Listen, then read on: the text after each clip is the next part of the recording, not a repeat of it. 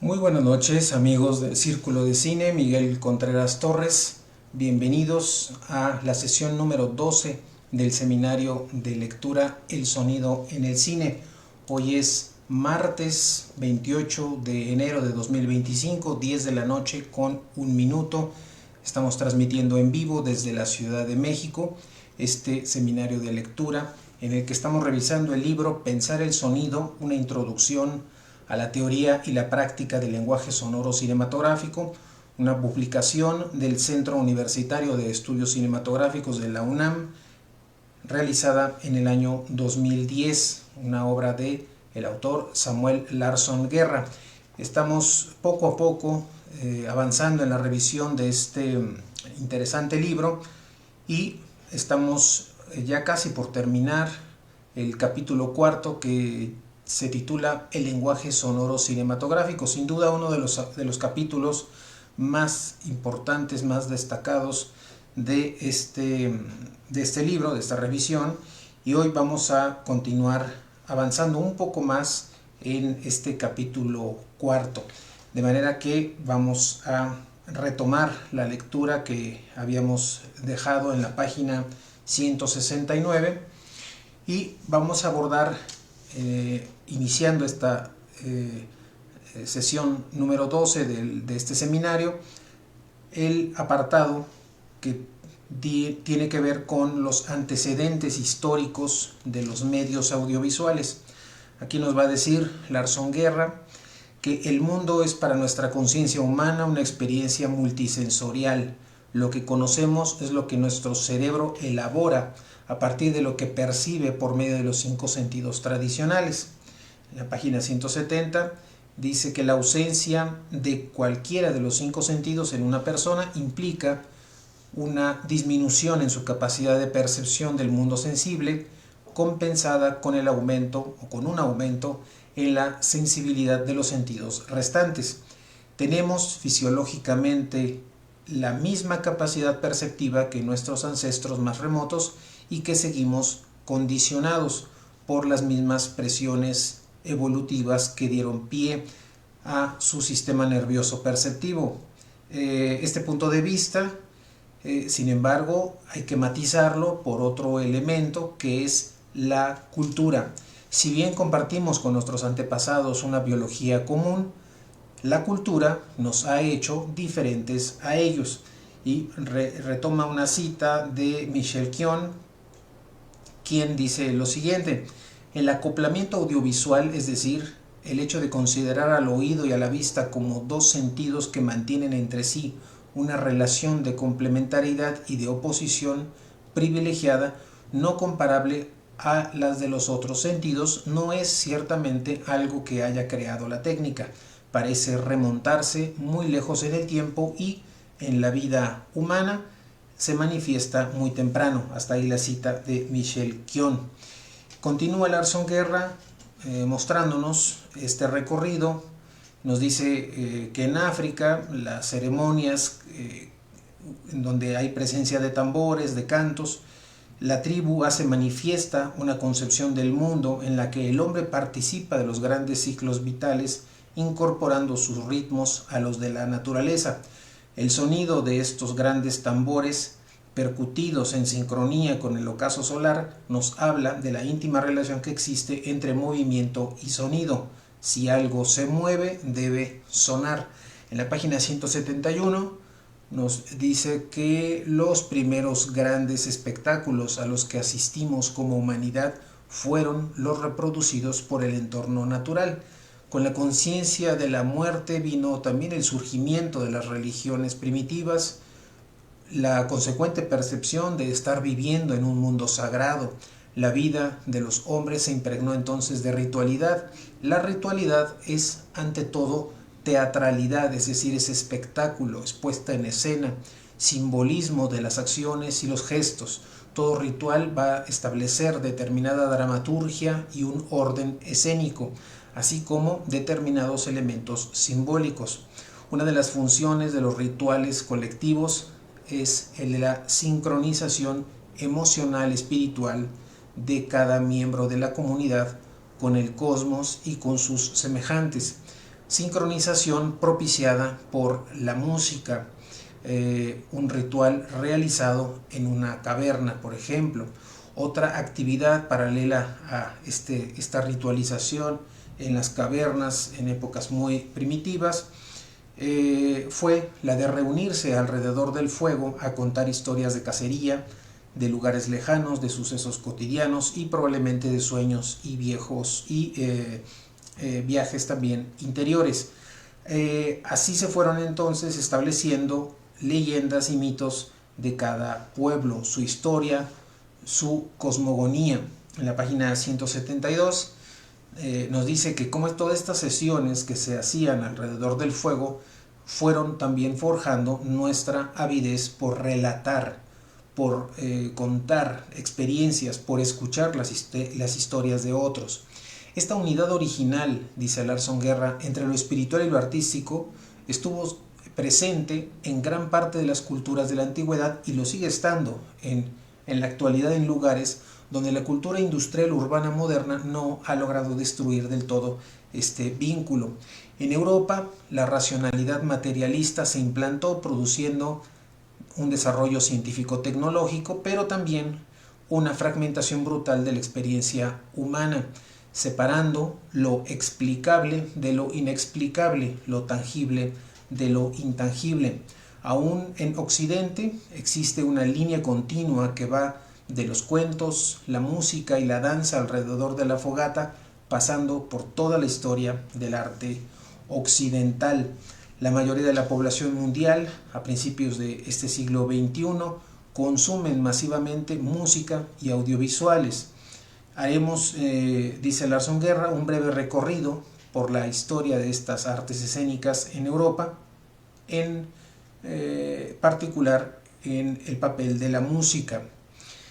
Nos va a decir en la página 173, citando un texto de José Nieto en su libro Música para la Imagen, lo siguiente: la música formaba parte de las representaciones dramáticas, no solo como un elemento imprescindible, sino como parte esencial de ellas. Hasta ahí la cita de José Nieto, que recupera Larson Guerra. Continúa el autor de este libro diciendo que resulta natural que en la representación teatral se usara música de fondo para establecer el tono dramático y las atmósferas mientras los actores recitaban o cantaban sus parlamentos en verso. Más adelante, el legado de Roma en el campo del espectáculo sentaron las bases de los mass media y de los reality shows como un mecanismo de manipulación de masas. En la página 174 nos dice que ahora, con el derrumbe del Imperio Romano y su conversión al cristianismo, lo, entre comillas, pagano queda relegada al olvido por siglos. Sin embargo, en algunas manifestaciones del teatro medieval se conserva el uso de la música de acompañamiento durante las representaciones. Podemos afirmar que, dice Larson Guerra, el largo medievo europeo fue una época oscura para casi todas las manifestaciones artísticas escénicas, ya que el cuerpo había sido desterrado de la cultura y las artes en el área de dominio de la Santa Iglesia Católica, Apostólica y Romana. La música, en especial, fue objeto de un control férreo. En Europa occidental se había distanciado de las raíces universales de la música, generando un lenguaje musical nuevo, sustentado en la armonía, a contrapelo de las otras tradiciones musicales del mundo, que estaban sustentadas más en aspectos rítmicos y melódicos, es decir, en una sucesión de sonidos y no en la simultaneidad propia de la armonía. Con el paso de los siglos, el canto llano fue adquiriendo ornamentaciones y después un cierto juego de voces hasta tener 4 o más líneas melódicas simultáneas entretejidas por medio de relaciones armónicas tonales. En la página 175 nos dice que desde el siglo XII y hasta el siglo XV se desarrolla este nuevo estilo musical que se le conoce como polifonía. Se trata de una música fundamentalmente religiosa y ya para el siglo XVI, con el Renacimiento, la polifonía comienza a tener manifestaciones profanas, sobre todo en los motetes. Con el surgimiento de la clase emergente de mercaderes, particularmente en Venecia y Florencia, y algunos otros puertos de la península italiana, surge en Europa un gran espectáculo escénico profano. Se trata de la ópera, llevada a su máxima expresión por Richard Wagner, esto ya en la segunda mitad del siglo XIX. Obras de Wagner que apuntan ya muchos de los recursos que vamos a conocer de utilización de la música en el cine. Por ejemplo, el uso de las oberturas, la música para establecer el carácter y soportar la intensidad emocional de una obra, y el concepto de la orquesta invisible, que permite el acompañamiento orquestal omitiendo la presencia visual de la orquesta y estableciendo la posibilidad de introducir música de fondo sin necesidad de justificarla. Es decir, estaríamos hablando de lo que más adelante conoceríamos como la música extradiegética. ¿Esto cómo se logra en la ópera? Pues a través de la presencia de la orquesta en el foso, que no es visible al público. Nos dirá también Larson Guerra que la música de esta tradición ha sido y sigue siendo utilizada como un sustento estilístico de la música incidental orquestal de las grandes producciones cinematográficas.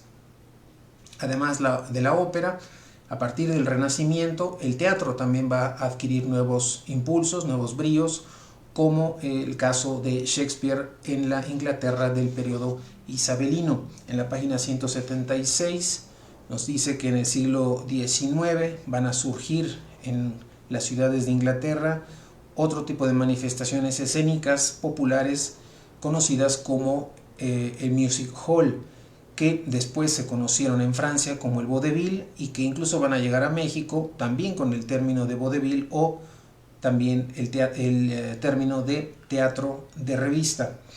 El cine, así como la música de cine, heredan en línea directa recursos, prácticas y costumbres de las artes escénicas que los preceden.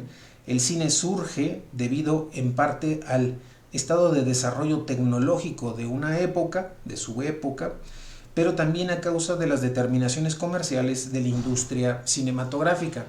Mientras tanto, el cine convive y se mezcla con muchas y diversas manifestaciones escénicas, muchas de ellas todavía no estandarizadas. En la página 177 nos dice que, en otras palabras, en sus inicios el cine compartió la escena con gran diversidad de actos teatrales y espectáculos de todo tipo. El público de esa época, de principios del siglo XX, no tenía como tal una preconcepción de lo que debía ser el cine, simplemente disfrutaba en sus diferentes presentaciones, mientras alternaba su atención en diversas variedades de todo tipo.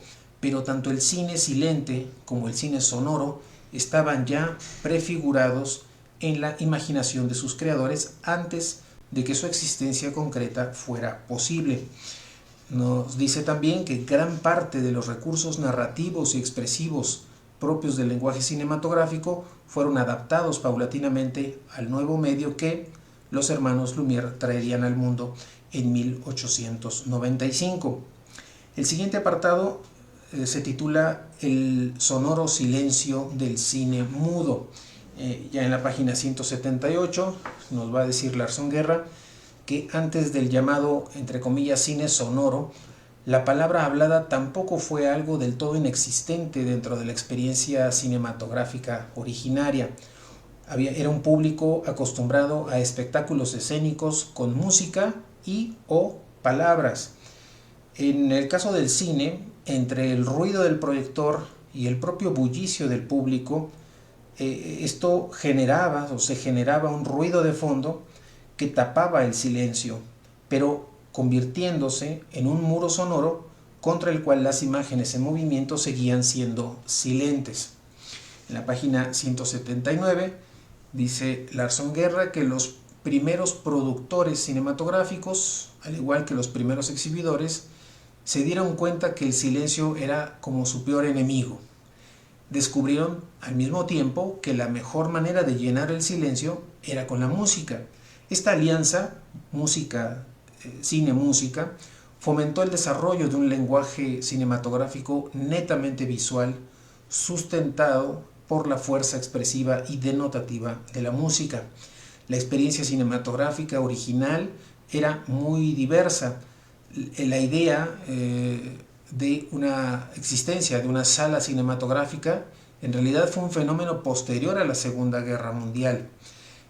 Dice Lars Guerra que es en el universo de las películas narrativas que se gesta el uso clásico de la música en el cine, en las cuales el significado y la narrativa lo daban las imágenes y la música era la que ponía el sentimiento y clarificaba las intenciones, además de ser un telón de fondo para la participación activa de los espectadores.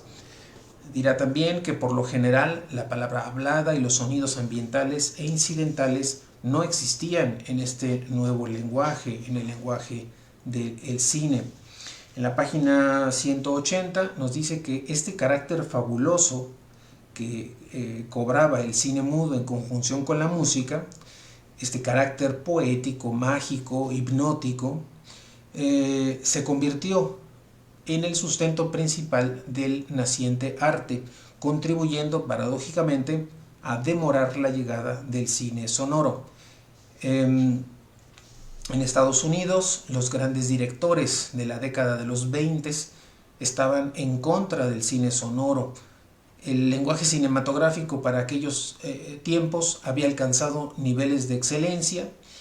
Mientras tanto, la industria seguía construyendo cines cada vez más grandes en el que podían ingresar orquestas también monumentales y la música que tocaban solía ser, al igual que el decorado interior de los teatros, un pastiche de disímiles estilos.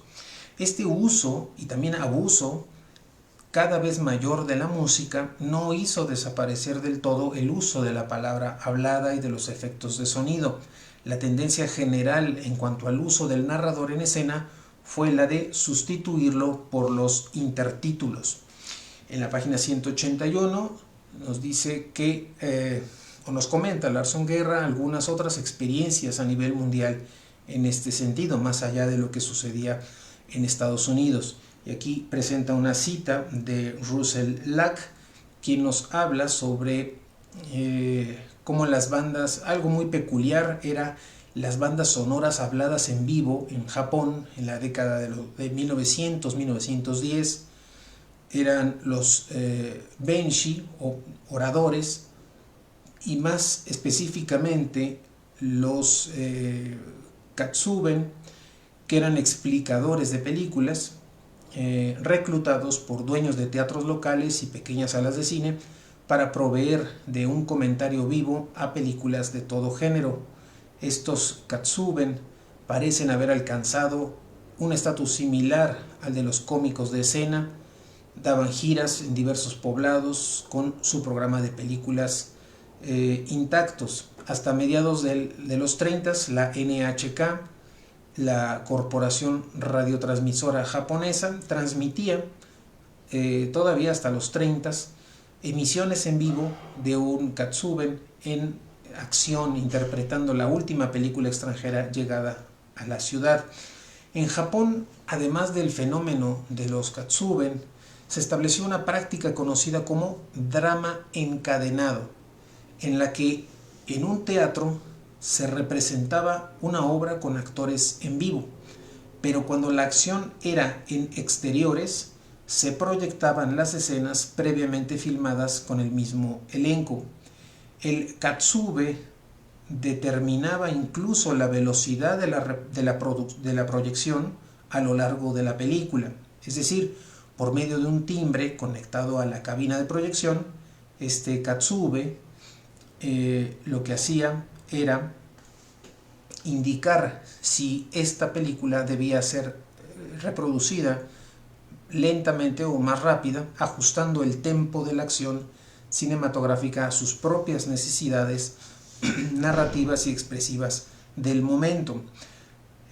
Aquí la importancia de estos comentaristas en el cine japonés se da debido a que hay unas tradiciones escénicas muy particulares y que no hay un equivalente al teatro musical o de revista, y por otra parte que contaban con un teatro de marionetas tradicionalmente acompañados por un narrador, es decir, era el hecho de narrar algo que se está presentando de manera visual era también ya culturalmente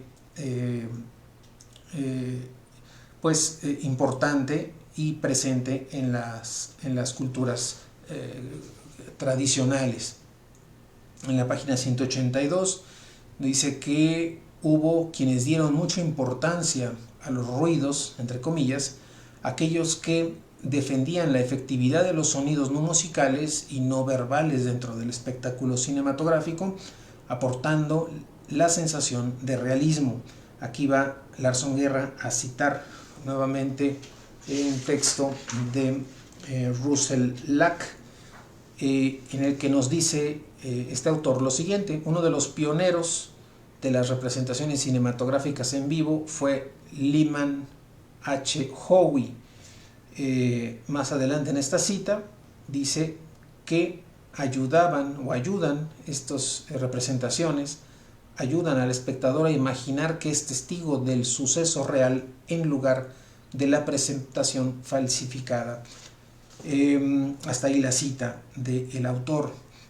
Continúa Larson Guerra diciendo que este uso del sonido no había sido ignorado por quienes se concentraban en la resolución tecnológica del sonido cinematográfico. El cine sonoro se hiciera una realidad en el año de 1927. En la página 183 dice Larson Guerra que en Estados Unidos la entrada del sonido acabó con la carrera de muchos directores y actores. Sin embargo, los elementos del estilo dominante no hicieron otra cosa que consolidarse. Se consolidó la narrativa aristotélica lineal, la fragmentación visual y la lógica editorial de narrativa causal que estaban ya claramente planteadas desde aquella película de Griffith de 1915, El nacimiento de una nación. El sonido sincrónico simplemente le dio a este modelo de representación el realismo sonoro del que hasta ese momento carecía. El siguiente apartado de este capítulo cuarto se titula La llegada del sonido, inteligibilidad versus fidelidad. Nos dice Larson Guerra que el realismo es el pecado original del cine sonoro, sobre todo desde el punto de vista de quienes llevaron a su máxima expresión la estética del llamado cine silente, entre comillas. La representación realista devino entonces en hegemónica y tuvieron que pasar décadas para que surgieran movimientos y cineastas que intentaran recuperar algo de esta diversidad, entre comillas, perdida. Sin embargo, este realismo no fue entendido ni apreciado de la misma manera a nivel mundial. Y ahora nos presenta una cita de Robert Stamp, en donde este autor nos habla de que el realismo es culturalmente relativo y hasta cierto punto arbitrario. Por generaciones de espectadores, por ejemplo, el empleo del blanco y negro era, entre comillas, realista, era más realista que el color. Hasta ahí la cita de Robert Stamp. Sigue Larson Guerra diciendo que en la primera década del cine sonoro, diferentes países van a establecer también diferentes usos y costumbres en el proceso de conversión al sonido, determinando a su vez diferentes estilos de sus lenguajes cinematográficos, diferentes formas también de concebir la función que va a tener el sonido sincrónico en el cine. Para 1932, Hollywood había establecido la mayoría de los estándares y técnicas básicas para elaborar la banda sonora. Entre estas características destaca la limpieza del sonido y la inteligibilidad del diálogo. A partir de 1927, con la película El cantante de jazz, las escenas con diálogos comienzan a ser más frecuentes hasta convertirse en la norma. En principio existió la práctica de colocar el micrófono en la misma relación de distancia con los actores que la cámara, es decir, se respetaba el plano sonoro en relación al plano de la imagen. Pero este principio tenía dos consecuencias. La primera de estas consecuencias era que a mayor distancia micrófono-emisor aumenta la reverberación captada, por lo que disminuye la inteligibilidad de lo que se está diciendo. Y en segundo lugar, otro de los problemas es a la hora de editar planos con perspectiva visual y sonora diferentes, porque al cortar de un plano abierto a un plano cerrado, el cambio de perspectiva sonora produce la impresión de un cambio de espacio. Esto se debe a que las voces en el plano abierto tendrán más reverberación que las voces en el plano cerrado, al haber estado colocado el micrófono a diferentes distancias. La solución que se hizo fue sacrificar la fidelidad o realismo espacial en aras de un diálogo, entre comillas, telefónicamente limpio. Se sacrificó entonces esa cualidad, esas características de realismo de la relación del micrófono con el actor en los distintos planos por la limpieza de la claridad, de la inteligibilidad de la palabra. En la página 185 nos dice que por otro lado, el hecho de que Hollywood contara con un mercado externo hacía necesario tener versiones extranjeras. El trabajar los diálogos como un elemento separado de los incidentales y los ambientes era ideal para lograr esto, pues una vez que estaba terminada la versión al inglés, lo único que quedaba por hacer era volver a mezclar cerrando la pista de las voces, y con eso se tiene la versión en lenguas extranjeras. La práctica común fue la de grabar los incidentales completos para cada película, independientemente de lo registrado en el sonido directo, esto en Hollywood. Las razones por las cuales, por el contrario, en Francia, la fidelidad del registro sonoro se impuso como una cualidad más importante que su, entre comillas, limpieza, se debe a que el cine francés estaba totalmente consagrado a un mercado interno. La llegada del sonido entonces fue asumida como una posibilidad de presentar al público francés una experiencia cinematográfica fiel a la representación escénica original. Era como darle la oportunidad al público de ver y oír a sus artistas favoritos tal como si estuvieran ahí mismo, frente a ellos en la pantalla. En Francia, también hay que decir, no existía el equivalente a las majors de Estados Unidos, fuera del Pathé Nathan o de Gaumont, que son dos grandes grupos y productores de cine en Francia. Todo el resto de la producción eran pequeños productores independientes. Dice Larson Guerra, no existía un ente capaz de establecer estándares técnicos y estilísticos para toda la industria. En este contexto propició un cine sonoro más preocupado por grabar el mejor sonido directo posible que el desarrollo de técnicas de postproducción que de alguna manera garantizaran estándares técnicos. Esto va a influir en el estilo visual de las películas. Mientras que en Hollywood las escenas en automóvil eran filmadas en el interior de un set con la técnica del back projection, en Francia se filmaban escenas dialogadas de personajes literalmente circulando por las calles de París en autos descapotables. Esto va a propiciar que en Francia haya una sofisticación del oficio y de las técnicas del sonido directo, mientras que en Estados Unidos el énfasis va a estar en las técnicas de postproducción. El siguiente apartado de este capítulo cuarto se titula El modelo de representación institucional y la banda sonora industrial. Este será el último apartado que revisaremos en nuestra sesión de hoy. Parte este apartado con una cita de Rick Altman, quien textualmente dice lo siguiente: el que la técnica del back projection esté modelada a la del playback parece incontrovertible.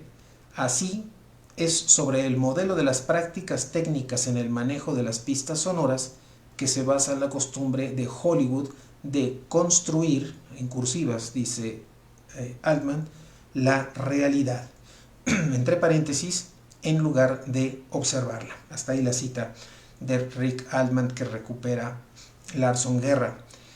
El autor del libro continúa diciendo que desde la década de los 30 hasta la fecha, estas prácticas técnicas, visuales como sonoras, sus hábitos ideológicos, se refuerzan y reproducen mutuamente y están enraizados en el pensar y el quehacer de la industria cinematográfica estadounidense.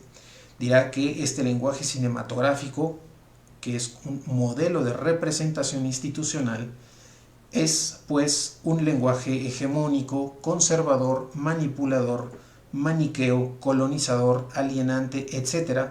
y simultáneamente muy eficaz, poderoso y atractivo. En cuanto al sonido, dice Larson Guerra, podemos resumir algunas de estas prácticas y convenciones de forma muy esquemática en 6 puntos. El primero de ellos es el de la inteligibilidad, esto ya en la página 187. La inteligibilidad se refiere a la limpieza telefónica o radiofónica de los diálogos y uso estandarizado de un eterno primer plano en las voces. Es decir, siempre vamos a encontrar en las películas una limpieza de los sonidos provenientes de las voces humanas para constituir los diálogos. De manera que las voces siempre van a estar en un primer plano. El segundo de estas prácticas, el segundo de estos puntos es el vozocentrismo, que consiste en un abuso en la utilización de los diálogos y presencia siempre protagónica de los mismos dentro de la jerarquía sonora. El tercer punto es la tendencia al abuso en la musicalización, no solo en términos de formato, es decir, orquestas sinfónicas enormes, como de su duración, es decir, la música que está escuchándose en la película de principio a fin, de manera constante, permanente, un abuso en la musicalización, o también a nivel de estilo, con fórmulas melódicas y armónicas predominantemente basadas en un romanticismo sinfónico del siglo XIX europeo. Esto fundamentalmente extradiegético. El cuarto punto es el uso casi exclusivamente naturalista y funcional de sonidos incidentales y ambientales. El quinto punto, el uso de efectos sonoros casi exclusivamente con el propósito de aumentar la espectacularidad de escenas de acción o suspenso en el caso de las películas de terror. Y el sexto punto, el ocultamiento del artificio implícito en la sonorización de una película. Nos dirá Larson Guerra que estas normas o estas tendencias forman lo que se puede considerar una banda sonora convencional, o también puede responder a la denominación del sonido del modelo de representación institucional, o también le podemos llamar el modo clásico del sonido en el cine. Ahora recupera una cita de Robert Stamp de su libro Teorías del Cine, en el que Stamp va a hablar sobre cómo el empleo clásico del sonido comporta una serie estrictamente codificada de convenciones que implican la selectividad, la jerarquía, la invisibilidad, la continuidad, la motivación y la legibilidad. El sonido cinematográfico, dirá Robert Stamp, ha sido objeto de una intensa codificación, una auténtica construcción, y se ve constreñido por numerosas restricciones. Es, en general, es el producto de una miriada de protocolos y prescripciones. El subapartado dentro de este capítulo del modelo de representación institucional y de la banda sonora industrial es el que presenta Larson Guerra, de un caso peculiar, el caso de Dziga Vertov, sonidista de imágenes. Nos va a decir que Dziga Vertov es un documentalista y fundador del movimiento llamado Kino Glass o Cine Ojo, y que sin embargo sus ideas acerca del sonido y de los recursos del lenguaje sonoro lo colocan a la vanguardia de su tiempo. Nos dice en la página 188 que hacia fines de 1916 Dziga Vertov se propuso construir un laboratorio de la escucha con una grabadora Patephone de disco de cera modelo 1900 o 1910. Aquí en una cita de Douglas Kahn recupera una frase de Vertov que dice lo siguiente: decidí que el concepto de música incluye todo el mundo audible. Hasta ahí la cita. Continúa Larson Guerra diciendo que a diferencia de Eisenstein y otros cineastas de la vanguardia soviética, Vertov tenía experiencia práctica con respecto al sonido y se adelanta a concepciones de artistas y pensadores sonoros como Pierre Schaeffer, que es padre de la música concreta, realizada a partir de la manipulación en cinta magnética de objetos sonoros. O también se adelanta a John Cage, particularmente con su pieza 4 minutos 33 segundos. Dice Larson Guerra que no es casual que Vertov no aparezca como uno de los cineastas rusos firmantes del manifiesto contra el cine sonoro. En la página 189, ya casi para finalizar la revisión de esta sesión, nos habla Larson Guerra de el filme de Vertov, El hombre de la cámara, de 1929, como un filme notable por la presencia implícita de lo sonoro en lo visual. Esta versión disponible en el mercado, que está musicalizada por la Alloy Orchestra, le parece interesante por dos aspectos de la musicalización a Larson Guerra. El primero de estos elementos a destacar es la inclusión de elementos diegéticos en la música, es decir, elementos sonoros que están también presentes en la imagen, y en segundo lugar el carácter fundamentalmente rítmico y tímbrico de la composición. Dirá Larson Guerra que Vertov abordaba los retos tecnológicos en función de una muy trabajada concepción de lo que podía hacerse en términos del lenguaje. Vertov será pionero del registro sonoro documental, en particular en la producción de Entusiasmo de 1930, con la que contó con un equipo de registro sonoro especialmente desarrollado para este fin. Y presenta ahora una cita, una larga cita de Douglas Kahn, pero muy interesante, porque en esta cita vamos a conocer un poco algunos de los recursos sonoros utilizados por Dziga Vertov en Entusiasmo.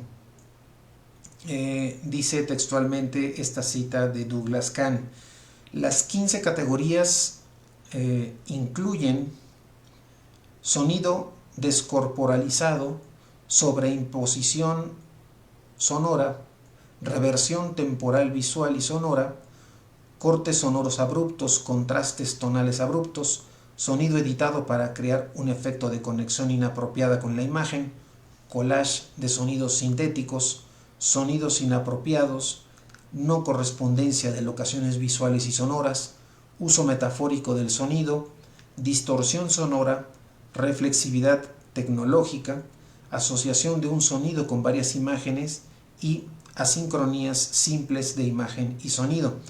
En otras secciones, Berthoff varía la velocidad del sonido, lo reproduce en reversa y monta una simbología de la producción del sonido en general. Hasta ahí la cita de Douglas Kahn al respecto de los recursos sonoros utilizados en su filme Entusiasmo de 1930. Finaliza este apartado y también nuestra sesión número 12 del seminario de lectura diciendo Larson Guerra lo siguiente: Berthoff fue un apasionado defensor del sonido directo, consiguiendo registrar exitosamente el sonido directo en locación, es decir, fuera de un ambiente controlado como lo puede ser el de un set cinematográfico, en un momento en el que algunos ingenieros rusos afirmaban que la única manera de hacer sonido para cine era por grabación en estudio y post-sincronización, y que no había posibilidad de hacerlo mediante un sonido directo. Bueno, Berthoff trabajó, exploró y realizó una importante producción fílmica empleando estas posibilidades expresivas y de lenguaje del sonido. Bien, hasta aquí vamos a dejar la revisión de este capítulo cuarto titulado El lenguaje sonoro cinematográfico, y continuaremos el día de mañana la lectura de este interesante libro.